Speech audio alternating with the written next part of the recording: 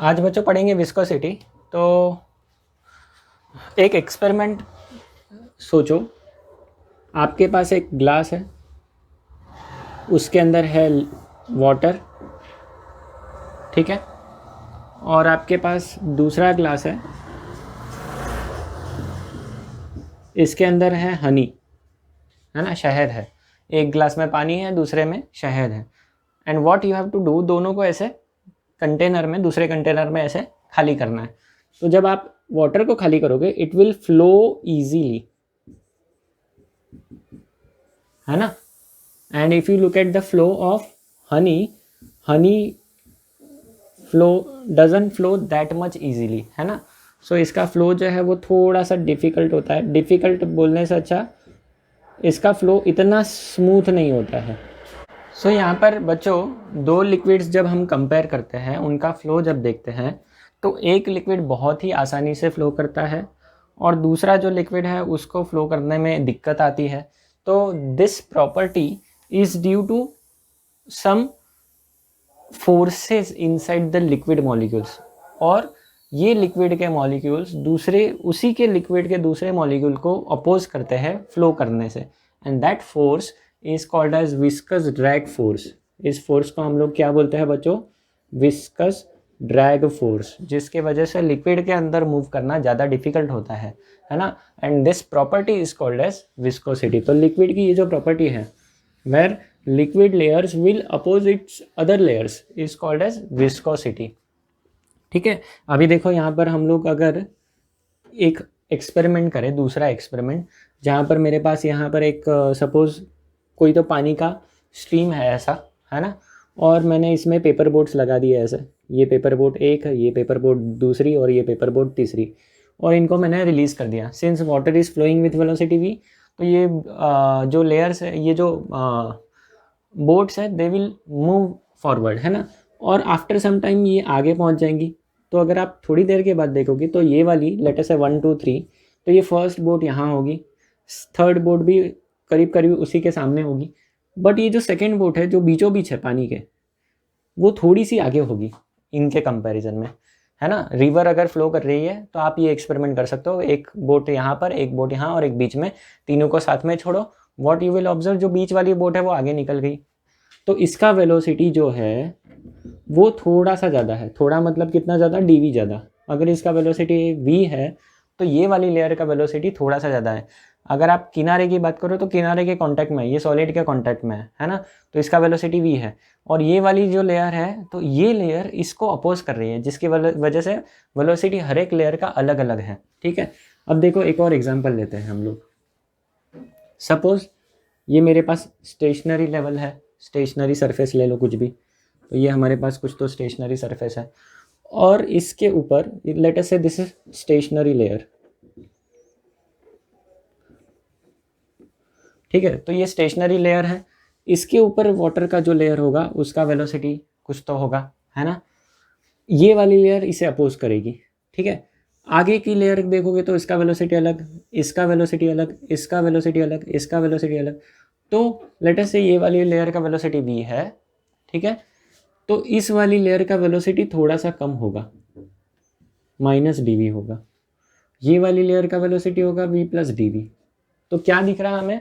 ये वाली जो लेयर है, this layer is opposing this layer, जिसकी वजह से ये वाली लेयर स्लो है ना।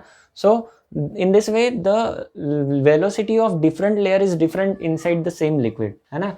अगर मैं बात करूँ, if this layer is at distance x from the stationary layer and this layer is at distance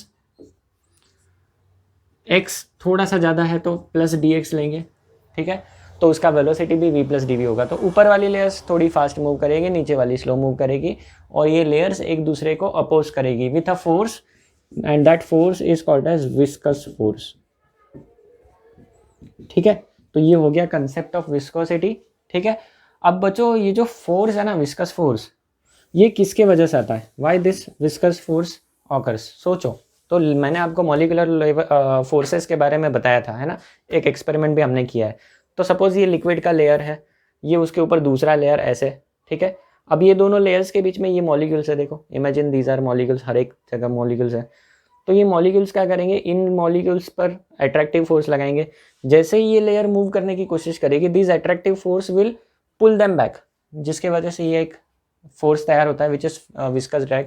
दूसरी बात क्या है, जब ये लेयर्स एक दूसरे के ऊपर मूव करती है, there is transfer of momentum which is also responsible for this viscous drag force. तो ये विस्कस ड्रैग फोर्स जितने मॉलिक्यूल्स ज़्यादा उतना ज़्यादा, मतलब ये जो लेयर्स है इनका एरिया जितना ज़्यादा होगा उतना ये फोर्स ज़्यादा होगा। So this force is proportional to area. ठीक है। दूसरी चीज़ आपको पता है कि अगर लिक्विड में हम लोग लेटर से आप पानी में हो, कोई ऐसी जगह है जहाँ पर आपके पैर पानी के अंदर है ना, तो उस जगह पर आप दौड़ने की कोशिश करो, आपके नीज तक पानी है, नी लेवल तक पानी है, और आप वहाँ पर दौड़ने की कोशिश कर रहे हो, चलने की कोशिश कर रहे हो, कौन सी चीज़ आसान है?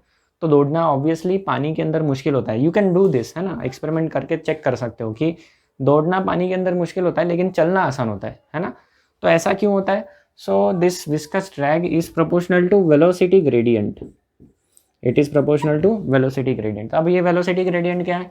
तो ये देखो, ये दोनों लेयर्स के बीच में वेलोसिटी का डिफरेंस कितना है, dv, और इन दोनों लेयर्स के बीच का सेपरेशन कितना है, dx।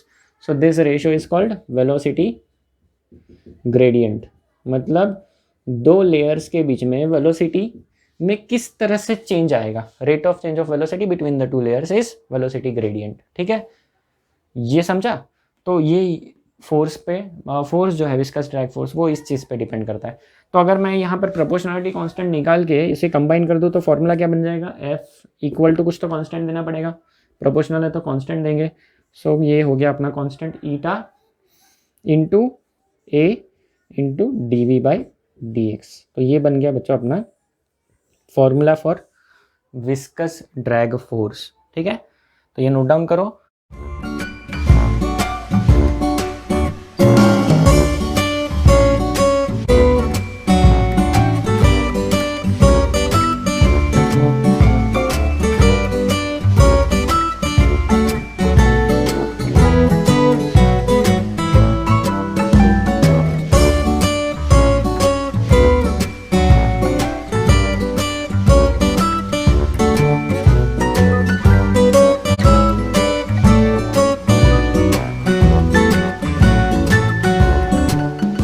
अब आपको क्या करना है, मुझे ये बताओ, फोर्स जो है, फोर्स का यूनिट क्या होता है? फोर्स का यूनिट होता है न्यूटन। एरिया का यूनिट क्या होता है?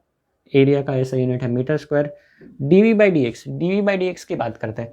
डीवी वेलोसिटी में चेंज है तो वेलोसिटी का यूनिट होता है metre per second. D x ये क्या है? दो लेयर के बीच का सेपरेशन है, यहाँ पर देखो, तो इसका यूनिट होगा मीटर। ये मीटर मीटर कट हो गया तो क्या बचा? 1/सेकेंड, मतलब सेकेंड इनवर्स, तो इसका यूनिट क्या है? 1/सेकेंड है। तो अब इस पे से क्या आप इस ईटा का यूनिट फाइंड कर सकते हो? यस और नो? कर सकते हैं, है ना। तो ये आपके लिए होमवर्क है, फाइंड यूनिट ऑफ ईटा, इसका यूनिट फाइंड करो, है ना। और ऑब्वियसली उसका डायमेंशन भी आपको फाइंड करना है, तो यूनिट डायमेंशन फाइंड करो। ऐसा यूनिट, सीजीएस यूनिट, दोनों फाइंड करना है। ऐसा यूनिट मैं नहीं बताऊंगा, सीजीएस यूनिट का स्पेशल नाम है पॉइज, POISE। ठीक है, तो इसका सीजीएस यूनिट का नाम याद रखो, पॉइज है। और ऐसा यूनिट और सीजीएस यूनिट में क्या रिलेशन बनता है बच्चों, वो भी आपको फाइंड करना है। ठीक है, ऐसा यूनिट आपको फाइंड करना है, ये मैं नहीं बताऊंगा आपको, मैंने फॉर्मूला दिया है। फॉर्मूला क्या है? ईटा। अब देखो अपना फॉर्मूला थोड़ा रीअरेंज कर लेते हैं। फॉर्मूला है F इक्वल टू, क्या था formula? F equal to eta A dV by D x. तो इसको मैं रीअरेंज कर देता हूँ। रीअरेंज करने पे कैसा हो जाएगा ये? ईटा इक्वल टू F अपॉन में सारा चला जाएगा A dV by D x. ठीक है, तो इस पे से आपको यूनिट, ऐसा यूनिट फाइंड करना है, डायमेंशन फाइंड करना है। और इस पे से बच्चों एक और डेफिनेशन भी बन रहा है, देखो, दिस कांस्टेंट, इसका नाम है बच्चों, इसका नाम क्या है? इसका नाम है कोएफिशिएंट ऑफ विस्कोसिटी। इसको क्या बोलेंगे बच्चों हम लोग? कोएफिशिएंट ऑफ विस्कोसिटी बोलेंगे। ठीक है, इसका नाम क्या है? Coefficient of viscosity. तो ये जो कोएफिशिएंट ऑफ विस्कोसिटी है, कोएफिशिएंट ऑफ विस्कोसिटी जो है, इसको बच्चों डिफाइन करेंगे, it is force, viscous drag force acting per unit area per unit velocity gradient between the two layers of liquid, है ना। Between the two moving layers of liquid separated by obviously distance dx, ठीक है। तो definition you can go through your text book, वहाँ पर definition मिल जाएगा, है ना। तो ये हो गया अपना विस्कस ड्रैग कंसेप्ट। और विस्कोसिटी क्या होता है, तो viscosity is basically the friction between the liquid layers. लेकिन हम लोग फ्रिक्शन वर्ड नहीं यूज़ करेंगे, हम लोग क्या यूज़ करेंगे, वर्ड विस्कोसिटी वर्ड यूज़ करेंगे, ठीक है। डेफिनेशन सारे बुक में है, तो नोट डाउन करते जाओ डेफिनेशन अपने नोटबुक में। बच्चों अब एक बहुत ही प्यारा लॉ पढ़ेंगे, लॉ का नाम है स्टोक्स लॉ। ऑब्वियसली स्टोक नाम के साइंटिस्ट ने इस पर एक्सपेरिमेंट करके ये लॉ बनाया था। तो लॉ किस बात के ऊपर है, सपोज मेरे पास कोई तो ऐसा लिक्विड है, अभी मैंने ये पानी लिया है और एक स्फीयर है, ठीक है। और अगर मैं इस स्फीयर को लिक्विड के अंदर ऐसे डालता हूँ, ठीक है,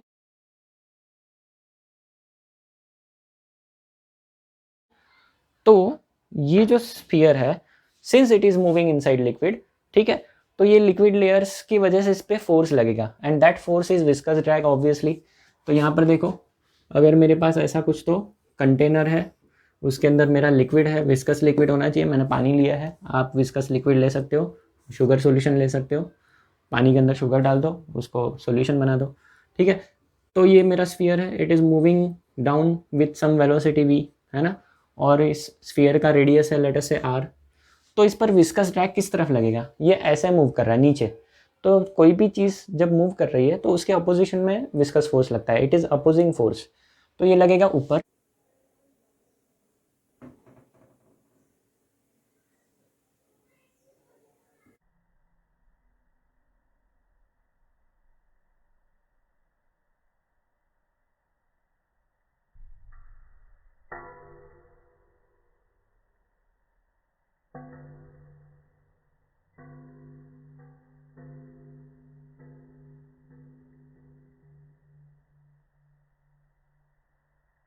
And this viscous drag is proportional to radius of this sphere।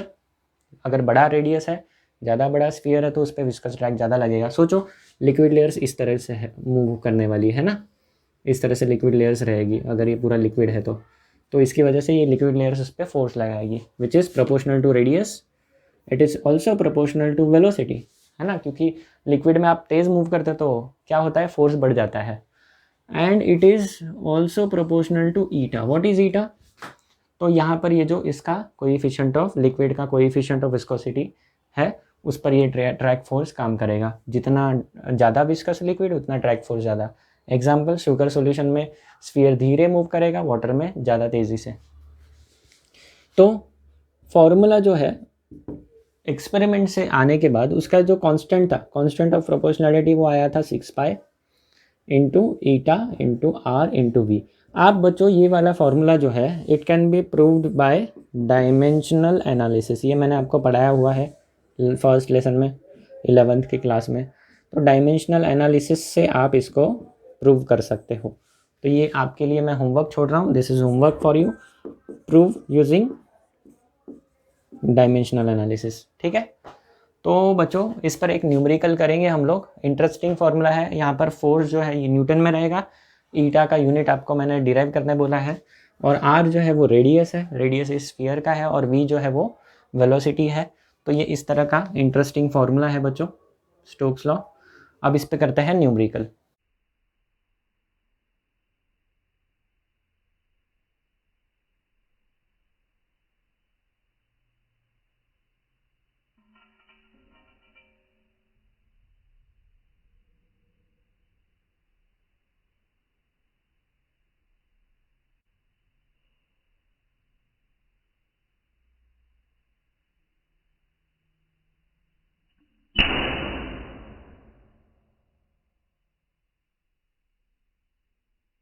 चलो बच्चों, तो एक न्यूमेरिकल करेंगे हम लोग स्टोक्स लॉ पर बेस्ड।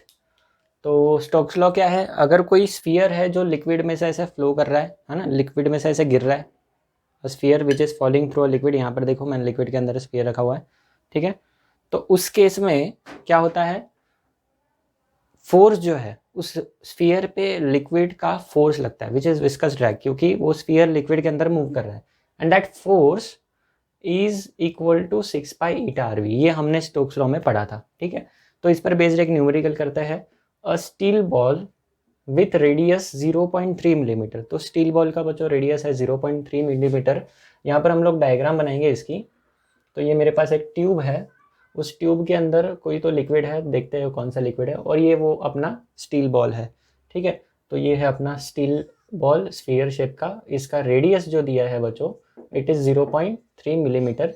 तो हम लोग यहाँ पर गिवन लिख लेंगे, गिवन में रेडियस इज 0.3 मिलीमीटर है बच्चों, तो उसको मीटर में करते वक्त 10⁻³ से मल्टीप्लाई कर देंगे। Is falling with a velocity of 2 metre per second, तो इसका नीचे फॉल कर रहा है ना, its velocity is 2 metre per second. Okay, so we will write velocity v equal to 2 metre per second, है ना। और क्या दिया है एट टाइम t, तो किसी भी वक्त उसका वेलोसिटी ये दिया है, क्योंकि वो फॉल कर रहा है तो its velocity will change throughout the time. सो उस वक्त पर वेलोसिटी है t, वेलोसिटी है 2 metre per second at time t। So through a tube filled with glycerine, तो यहाँ पर इस पूरे ट्यूब के अंदर लिक्विड कौन सा है, ग्लिसरीन है ना। So glycerine is an organic compound, कहाँ मिलता है ये, मेडिकल शॉप में मिल जाएगा, ठीक है।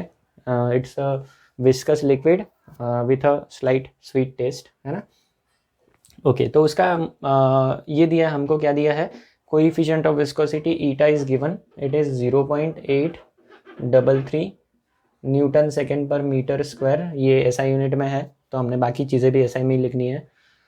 So determine the viscous force, viscous force निकालना है, F equal to question mark, ठीक है, F equal to question mark at that time, तो उस वक्त उस पर कितना फोर्स लगेगा ये पूछा है।